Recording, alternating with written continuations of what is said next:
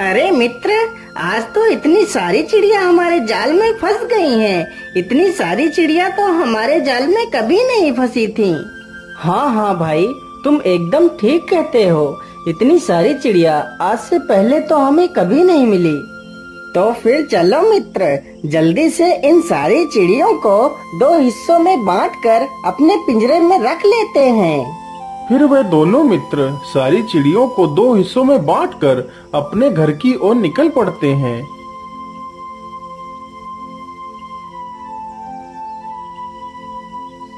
ठीक है मित्र, अब मैं अपने घर की ओर निकलता हूँ। अरे भाई, इतनी जल्दी किस बात की है? मेरा घर तो पास में ही है। चलो पानी वानी पी लो, फिर चले जाना। नहीं नहीं मित्र, मैं पानी किसी और दिन पीऊंगा। आज मुझे चलना चाहिए। और हाँ मित्र, याद रहे कल हम दोनों फिर इसी स्थान पर मिलेंगे। इतना कहकर दोनों मित्र अपने अपने घर की ओर निकल जाते हैं।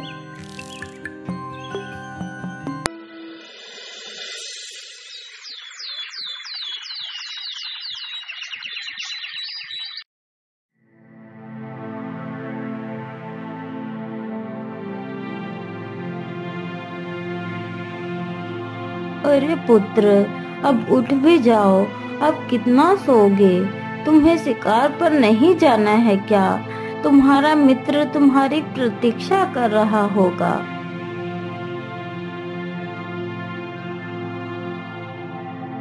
अरे आज क्या बात है?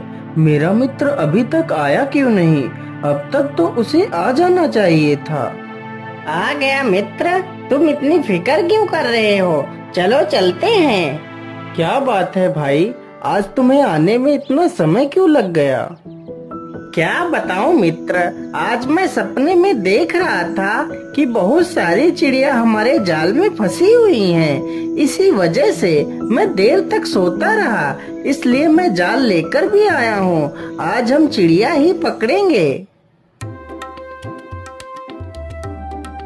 लेकिन भाई, चिड़िया तो हमने कल पकड़ी ही थी। आज तो हमें हिरन का शिकार करना है।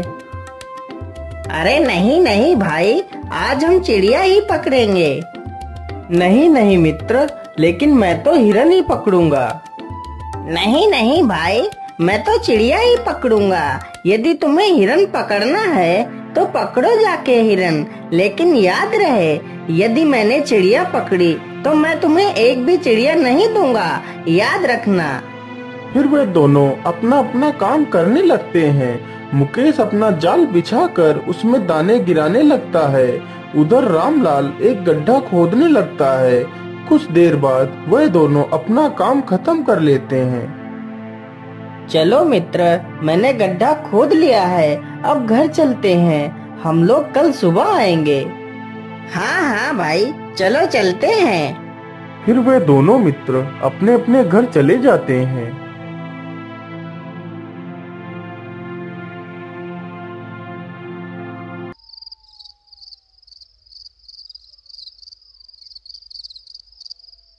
क्या करूं? मेरा मन इतना परेशान क्यों है? यदि कल मेरे जाल में चिड़िया नहीं फंसी और राम के गड्ढे में हिरन फंस गया तो वह मुझे नहीं देगा, तो मैं क्या खाऊंगा? और यदि मेरे जाल में चिड़िया फंस गई और राम के गड्ढे में कुछ नहीं फंसा तो मैं उसे एक भी चिड़िया नहीं दूंगा। लेकिन सुबह हो उससे पहले मुझे आज 4 बजे ही जंगल जाकर देख लेना चाहिए।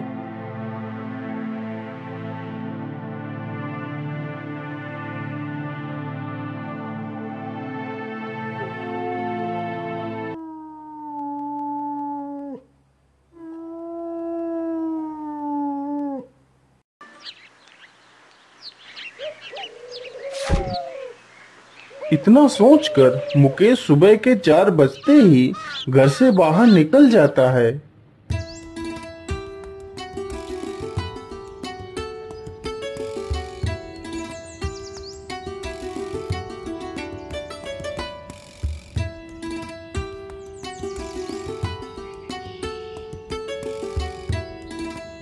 हाय हाय, मेरे जाल में तो एक चिड़िया तक नहीं फंसी है। चलो ऐसा करता हूँ, रामलाल के गड्ढे में देखता हूँ, कहीं उसके गड्ढे में कोई हिरन तो नहीं फंसा हुआ है। हाँ, चलो चलकर देखते हैं।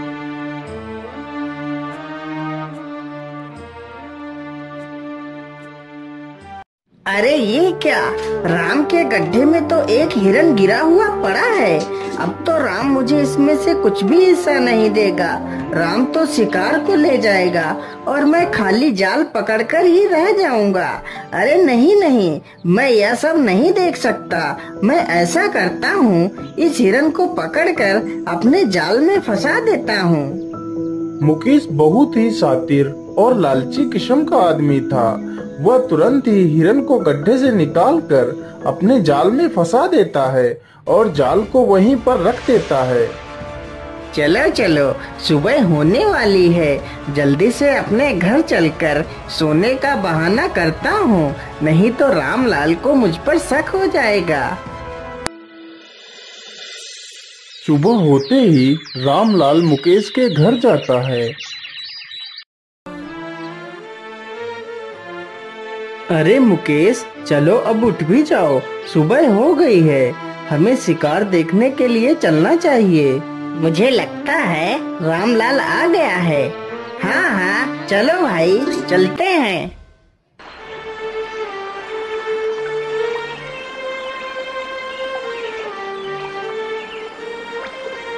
अरे भाई, मेरे गड्ढे में तो हिरन फंसा ही नहीं है।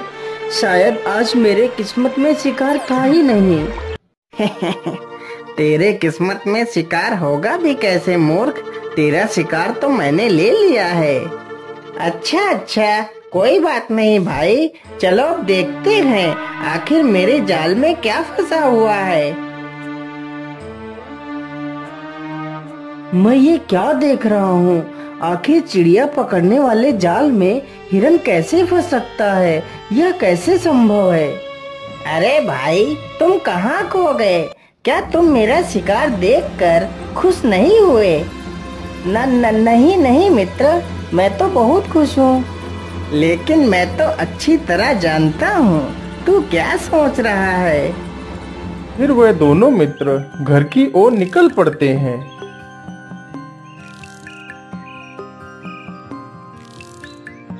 बचाओ बचाओ, कोई मुझे इस शेर से बचाओ। मित्र, क्या तुम्हें ये आवाज सुनाई दे रही है? मुझे लगता है कोई मुसीबत में है। चलो, हमें उसकी मदद करनी चाहिए। अरे राम राम राम, यह तो एक शेर है। नहीं नहीं भाई, मैं इसके पास नहीं जाऊंगा। कहीं इस शेर ने मुझे खा लिया तो मैं तो मर ही जाऊंगा। नहीं मित्र, मैं इस लड़की को जरूर बचाऊंगा, चाहे मेरी ही जान क्यों ना चली जाए।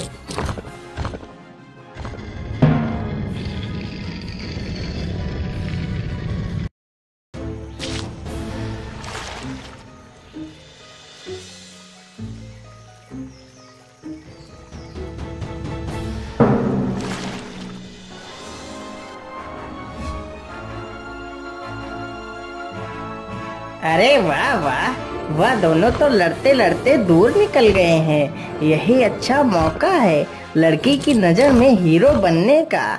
चलो जल्दी से इस लड़की को बचाते हैं।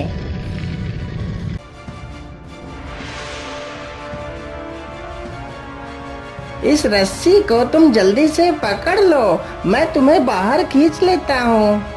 लेकिन वह शेर, वह तो ऊपर ही है। तुम चिंता मत करो, मैंने उस शेर को मारकर भगा दिया है। तुम जल्दी से इस रस्सी को पकड़कर ऊपर आ जाओ।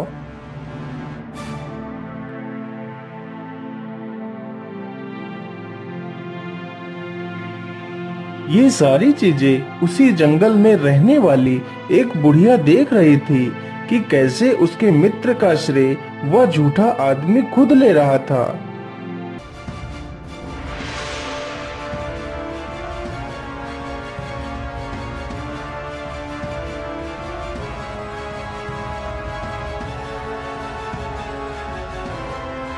अरे मित्र, तुम कहाँ हो? देखो, मैंने उस शेर को भगा दिया है। अच्छा ठीक है राजकुमारी जी, अब मैं चलता हूँ। मेरा दूसरा मित्र मुझे ढूंढ रहा होगा। अरे भाई, तुम कहाँ चले गए थे? और वो राजकुमारी कहाँ है? अरे भाई, वो मैं राजकुमारी को उसके घर तक छोड़ने चला गया था।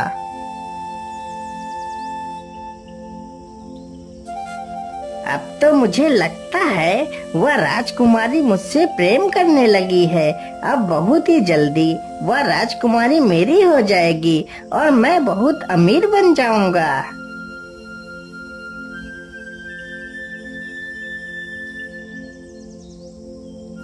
अगले ही दिन वे दोनों फिर जंगल में शिकार के लिए जाते हैं। तो उन दोनों का मन शिकार में नहीं लग रहा था। अब तो उन दोनों के मन में सिर्फ उस राजकुमारी का ख्याल ही आ रहा था।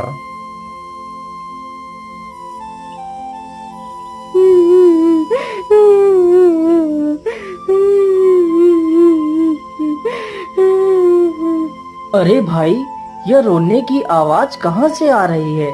चलो चलकर देखते हैं।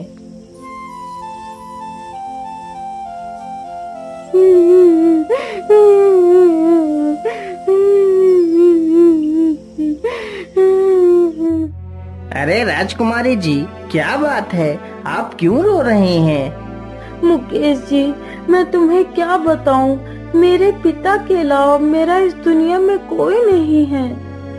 लेकिन राजकुमारी जी, तुम्हारे पिता को क्या हुआ है? जल्दी से बताओ। मेरे पिता को एक डायन पकड़ कर ले गई है। वह मेरे पिता की आत्मा को अपने वश में कर उनसे गलत कार्य करवाना चाहती है। लेकिन वह डायन कहाँ रहती है? वह डायन चुंगी वन की गुफा में रहती है।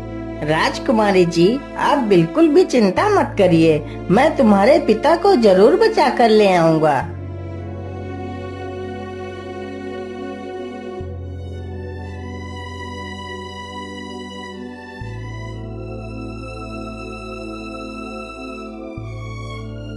दोनों मित्र उसी गुफा के पास पहुंच जाते हैं। अरे भाई, मुझे तो बड़ा डर लग रहा है। कहीं वह डायन हमें कुछ नुकसान न पहुंचा दे। लेकिन मित्र, तुम ये कैसी बातें कर रहे हो? तुमने तो राजकुमारी के पिता को बचाने की जिम्मेदारी ली है। हाँ हाँ, मैंने तो सिर्फ एक झूठा दिखावा किया था। मैं गुफा के अंदर नहीं जाऊंगा। तुम्हें जाना है तो चले जाओ। कोई बात नहीं मित्र, तुम यहीं पर रुको, मैं राजा को बचाकर ले आता हूँ। रामलाल अकेला ही गुफा के अंदर घुस जाता है।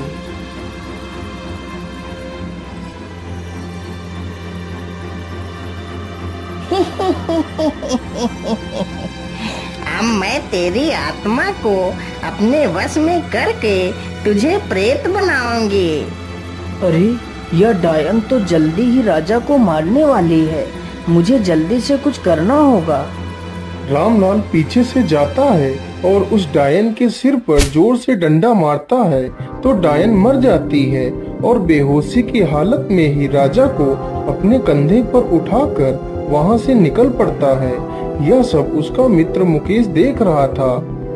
तभी उसका मित्र पीछे से आता है और अपने मित्र के सिर पर जोर से डंडे से प्रहार करता है तो उसका मित्र जख्मी होकर बेहोश हो जाता है। फिर मुकेश राजा को अपने कंधों पर उठाता है और राजमहल लेकर पहुंच जाता है।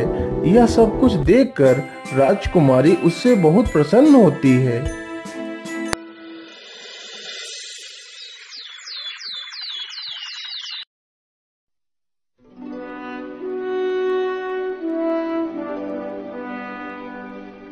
वाह पुत्र वाह, तुम तो बहुत बहादुर हो।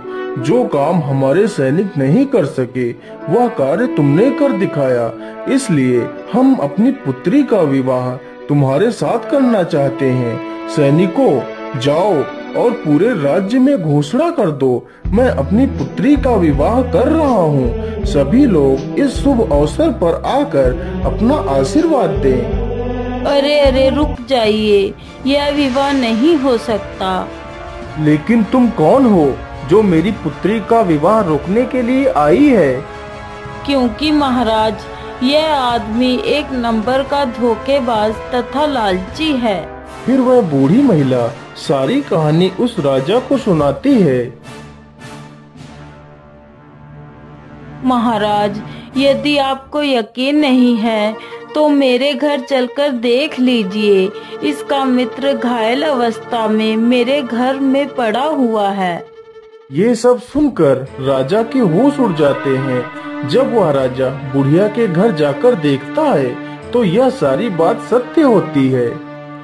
सैनिकों, इस धोखेबाज आदमी को फांसी पर चढ़ा दिया जाए। फिर राजा राजकुमारी का विवाह रामलाल के साथ कर देता है।